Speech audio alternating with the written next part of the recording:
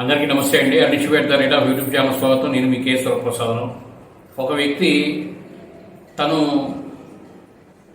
మరణించిన తర్వాత కూడా తన అవయవాలు అనేది ఎంతోమందికి ఉపయోగపడాలని ఆయన కుటుంబ సభ్యులు ఆయన కోరికతో ఏం జరిగిందని వీడియోలో చూద్దామండి.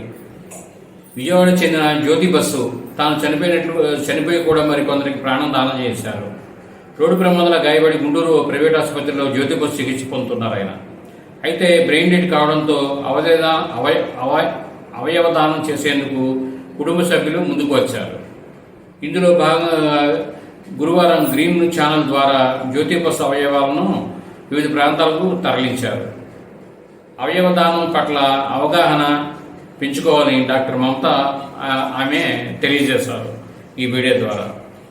కాబట్టి అన్ని దానాల్లో కంటే గొప్పదానం ఏంటంటే అన్నదానం అంటారు. అలాగే